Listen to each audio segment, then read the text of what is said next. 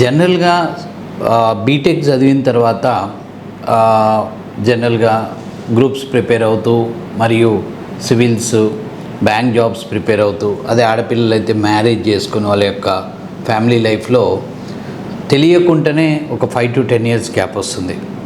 So ఈ సందర్భంలో ఎవరైతే గ్రూప్స్ 5 నుంచి 10 సంవత్సరాల గ్రూప్స్ బ్యాంక్ జాబ్స్ ప్రిపరేషన్లో ఫెయిల్ అయ్యి ఏ జాబ్ రానప్పుడు వీళ్ళకి 10 సంవత్సరాల గ్యాప్ వచ్చేసరికి కాన్ఫిడెన్స్ వెళ్ళిపోతుంది.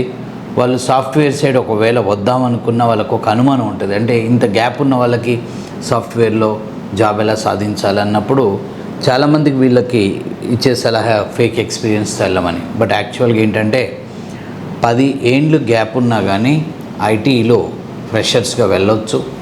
లాస్ట్ 5 నుంచి 6 సంవత్సరాల నుంచి నేను ఎన్నో ఇంటర్వ్యూలలో ఎన్నో వీడియోలలో 10 ఏళ్ళు గ్యాప్ ఉన్న ఫ్రెషర్గా వెళ్ళొచ్చు, ఫేక్ ఎక్స్పీరియన్స్ పెట్టుకోవద్దని చెప్పడం జరిగింది. అదేవిధంగా నా దగ్గరికి ఎంతోమంది గ్యాప్ ఉన్న స్టూడెంట్స్ హౌస్ వైఫ్స్ వచ్చటం జరిగింది. 2014-15లో పాస్ అయిన వాళ్ళకి 2024-25లో జాబ్ ఇప్పించా. 2016లో పాస్ అయిన వాళ్ళకి 2026లో జాబ్ ఇప్పించా.